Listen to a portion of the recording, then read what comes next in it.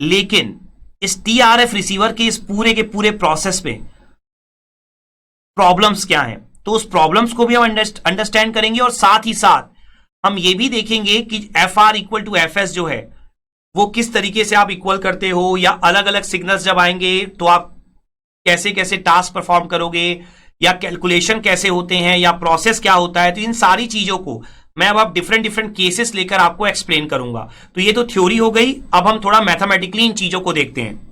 तो देखिए case number 1, मान लीजिए कि जो आपका इनकमिंग सिग्नल है उसकी फ्रीक्वेंसी है 600 किलोहर्ट्ज। तो यहां पर 600 किलोहर्ट्ज जब इनकमिंग सिग्नल की फ्रीक्वेंसी होगी तो आपको सबसे इंपॉर्टेंट यहां पर दो चीजें पता होनी चाहिए जो प्रैक्टिकली यूज होती हैं। तो प्रैक्टिकली जितनी भी चीजें रिसीवर में यूज होती हैं वो मैं सारी चीजें आपको बताते चलूंगा, आपको हमेशा माइंड में रखनी है। तो देखिए प्रैक्टिकली होता क्या है कि जो बैंडविड्थ होती है इन केस ऑफ एएम वो होती है आपकी 10 किलोहर्ट्ज।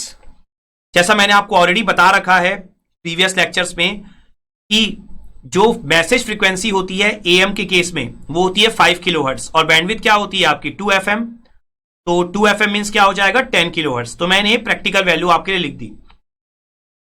अब एक बहुत इंपॉर्टेंट पैरामीटर हम डिफाइन करने जा रहे हैं जो कि रिसीवर के लिए काफी इंपॉर्टेंट है, वो है आपका क्वालिटी फैक्टर।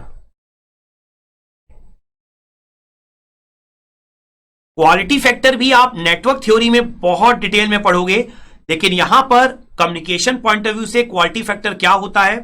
तो quality factor is the ratio of resonance frequency to the bandwidth. तो यहां पर क्वालिटी फैक्टर को हम Q से डिनोट करते हैं। तो यहां पर जो क्वालिटी फैक्टर होता है बेसिकली वो शो क्या करता है, देखिए क्वालिटी फैक्टर आपका जितना ज्यादा हाई होगा दैट मींस बैंडविड्थ आपकी क्या होगी उतनी ज्यादा कम होगी, क्योंकि रेजोनेंस फ्रीक्वेंसी को तो आप एफ आर को एफ एस के इक्वल सेट कर देंगे, वो तो आपको सेट करना ही है, वो तो आपकी रिक्वायरमेंट है। तो क्वालिटी फैक्टर बेसिकली आपका यहां पर शो कर देगा बैंडविड्थ का रिलेशनशिप, मींस क्वालिटी फैक्टर जितना ज्यादा बैंडविड्थ उतनी कम, या बैंडविड्थ आपकी जितनी ज्यादा क्वालिटी फैक्टर उतना कम। तो यहां पर जो क्वालिटी फैक्टर है वो इनवर्सली प्रोपोर्शनल होता है बैंडविड्थ के। और अगर मैं आपको प्रैक्टिकल नॉलेज दूं यहां पर, तो क्वालिटी फैक्टर जो होता है वो स्टार्ट में ही सेट हो जाता है, मींस उसको आप चेंज नहीं कर सकते हो, ठीक है। तो यहां पर अगर मैं मान लीजिए कि आपका जो रेजोनेंस फ्रीक्वेंसी है दैट मींस एफ आर और बैंडविड्थ को अगर मैं BW से शो करूं तो रेजोनेंस फ्रीक्वेंसी को आपको किसके इक्वल करना होता है, एफएस के। तो एफएस अगर आपका 600 किलोहर्ट्ज है इनकमिंग सिग्नल और बैंडविड्थ अगर आपका 10 किलोहर्ट्ज है, तो यहां पर जो क्वालिटी फैक्टर है मान लीजिए 60 है, ठीक है। मतलब मान लीजिए ये क्वालिटी फैक्टर स्टार्ट में 60 पर ही सेट था, ठीक है। तो ये सारी सिचुएशन आपकी बिल्कुल फिट बैठ जाएंगी। अगर 600 किलोहर्ट्ज का सिग्नल आएगा तो 10 किलोहर्ट्ज जो बैंडविड्थ होनी चाहिए वो बिल्कुल यहां पर फिट होगी। 60 आपका आंसर आ रहा है क्योंकि कोई प्रॉब्लम नहीं है। लेकिन अब मैं आपको एक केस 2 लेकर दिखाता हूं, फिर केस 1 पे दोबारा से आएंगे हम लोग। तो पहले आप केस 2 को यहां पर फिर से देखिए। मान लीजिए आपका एफएस है 800 किलोहर्ट्ज, तो इनकमिंग सिग्नल अब आपका 800 किलोहर्ट्ज पे आ रहा है। तो जो आपका क्वालिटी फैक्टर है वो तो जैसा मैंने बोला कि इट्स अ फिक्स क्वांटिटी, ये एक फिक्स वैल्यू है जो कि डिजाइन करते समय ही बन जाती है, सेट हो जाती है, उसको आप कभी चेंज नहीं कर सकते हो। तो अगर वो 60 पर ही सेट थी Q की वैल्यू, तो Q क्या होता है आपका एफ आर अपॉन बैंडविड्थ। तो आपको पता है कि यहां पर अगर आपको टीआरएफ रिसीवर को सक्सेसफुली वर्क कराना है तो एफ आर को एफ एस के इक्वल करना होता है। तो एफ एस कितना है आपका 800 डिवाइडेड बाय कितना हो जाएगा बैंडविड्थ। तो यहां पर अब अगर आप बैंडविड्थ को कैलकुलेट करेंगे तो बैंडविड्थ आपकी कितनी हो जाएगी 800 अपॉन 60, दैट मींस कितना हो जाएगा आपका 80 अपॉन 6, ठीक है। तो ये आपका हो जाएगा 40/3, दैट मींस आप देख सकते हैं कि 10 से और यूनिट क्या होगी आपकी किलोवाट ही होगी। तो आप यहां पर क्या देख सकते हैं कि ये जो बैंडविड्थ है वो 10 से क्या हो गई, यहां पर ज्यादा हो गई, ठीक है ना, 40/3 इज ग्रेटर देन 10। तो इसका मतलब क्या हो गया, देखिए, तो बैंडविड्थ जो आइडियल से होनी चाहिए थी, देखिए जो बैंडविड्थ आपको यहां पर मिली BW is greater than ideal bandwidth. ये एक केस हो गया। अभी मैं एक और केस लूंगा, केस 3, फिर वापस आऊंगा यहां पर। तो आप यहां पर अब देखिए केस नंबर 3। अब मान लीजिए कि एफएस जो है वो आ रहा है 550 किलोहर्ट्ज पे, ठीक है, और आपको अगेन पता है क्वालिटी फैक्टर तो आप चेंज कर नहीं सकते हो, तो 60 is equal to F R upon bandwidth. तो आपका 60 इक्वल टू क्या हो जाएगा, एफ आर को एफ एस के इक्वल कर दोगे अपॉन बैंडविड्थ, तो बैंडविड्थ की वैल्यू क्या हो जाएगी आपकी 550 अपॉन 60, तो ये कितना हो जाएगा आपका 55/6।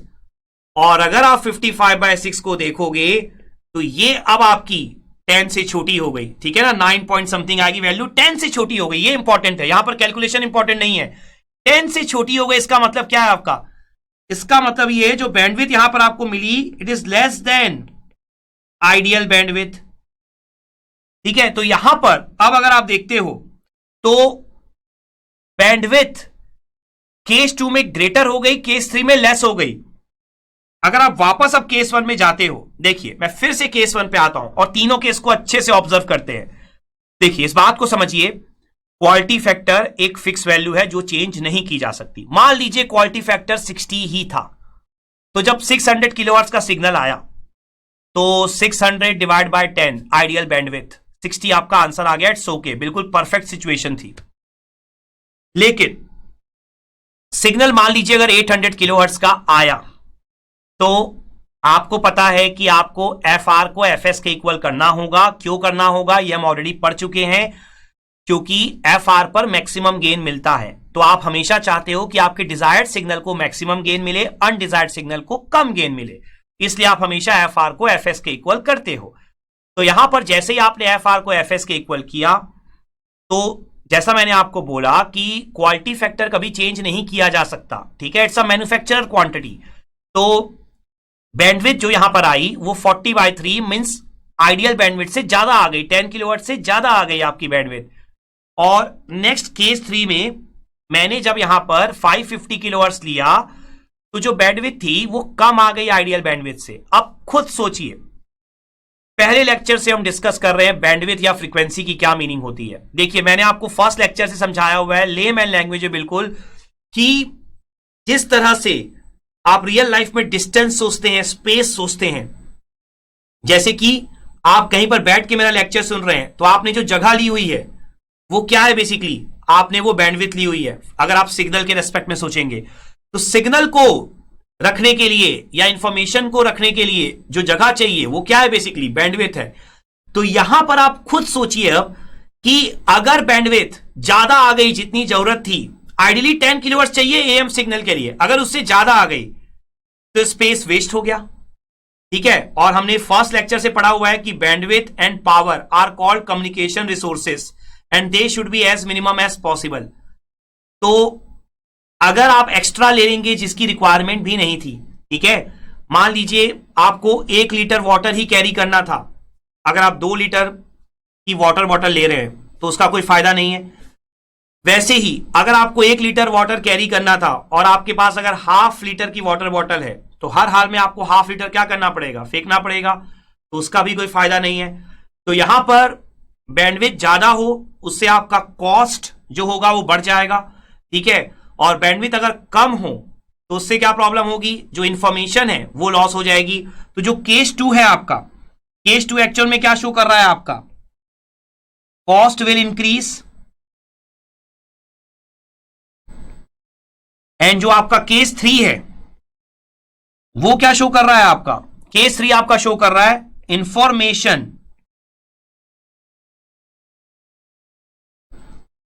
Will be lost. तो इंफॉर्मेशन लॉस्ट हो वो तो आप बिल्कुल भी नहीं चाहते, क्योंकि आपने कम्युनिकेशन जो यूज किया, जो आपने कम्युनिकेशन परफॉर्म किया, जो आपने मॉड्यूलेशन और डीमॉड्यूलेशन किया, जो आपने ट्रांसमीटर और रिसीवर के प्रोसेस किए, वो किस लिए किए कि आप कोई इंफॉर्मेशन रिसीवर के आउटपुट में बैठे हुए यूजर को देना चाहते थे, अगर इंफॉर्मेशन ही लॉस्ट हो गई तो फिर पूरे प्रोसेस का कोई मतलब ही नहीं बचा। अब सेकेंड चीज, कॉस्ट आपको पता है प्रैक्टिकल लाइफ में कॉस्ट बहुत इंपॉर्टेंट होती है। तो अगर कॉस्ट काफी ज्यादा लग रहा है जिसकी नीड ही नहीं थी तो उसका भी कोई मीनिंग नहीं होता। इसलिए इन दो रीजंस के कारण ही आप यहां पर यह बोल सकते हो कि जो ट्यून्ड रेडियो फ्रीक्वेंसी है उस पे सेलेक्टिविटी प्रॉब्लम है। क्यों है सेलेक्टिविटी प्रॉब्लम? ये जो आप F R equal to F S कर रहे हो, ये जो डिफरेंट सिग्नल के लिए जो आप एफ आर को एफ एस के दैट मीन 600 किलोहर्ट्ज के, 700 किलोहर्ट्ज के, 800 किलोहर्ट्ज के इक्वल कर रहे हो बार बार, वो क्यों कर रहे हो? सेलेक्टिविटी के लिए कर रहे हो ना। तो जब आप एफ आर को अलग अलग एफ एस के इक्वल करते हो अलग अलग इनकमिंग सिग्नल के रेस्पेक्ट में, तो आपकी बैंडविड्थ जो है वो आपकी आइडियल बैंडविड्थ नहीं मिल पाती है हर बार। कुछ केसेस में मिलेगी, कुछ केसेस में नहीं मिलेगी। तो किसी भी डिवाइस के सक्सेसफुल होने के लिए यह जरूरी है कि वो हर केस में प्रॉपर आउटपुट दे। तो यहां पर जो ओवरऑल कंक्लूजन निकलता है हमारा, selectivity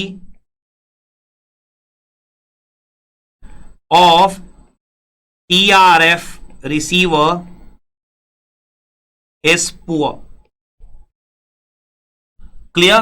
so we generally not use TRF receiver. ये पॉइंट आपको ध्यान में रखना होगा। और इसकी जो सेलेक्टिविटी आप इंप्रूव करते हो, ठीक है, सो प्रैक्टिकली जो रिसीवर आपका यूज होता है, practically we use super heterodyne receiver.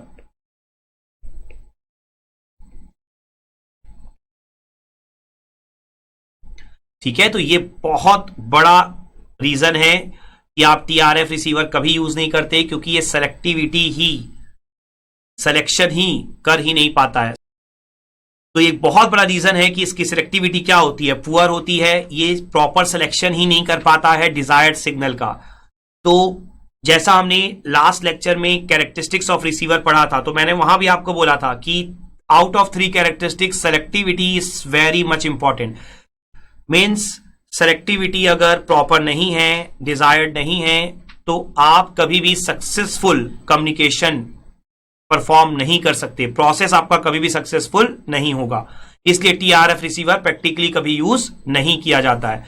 तो ये बेसिकली आपकी एक मेजर लिमिटेशन होती है, मेजर आप बोल सकते हो डिसएडवांटेज भी होता है आपका TRF रिसीवर का। ठीक है, तो इसलिए आप प्रैक्टिकली कौन सा रिसीवर यूज करते हो? प्रैक्टिकली आप यूज करते हो यहां पर super heterodyne receiver. So I hope आपको ये पूरा कंसेप्ट बहुत अच्छे से क्लियर हो गया होगा और आपने ये जो limitation of tune radio frequency receiver ये अचीव कर लिए होंगे और आपको ये पूरा कंसेप्ट बहुत अच्छे से समझ में आ गया होगा। Now let's have a quick knowledge check.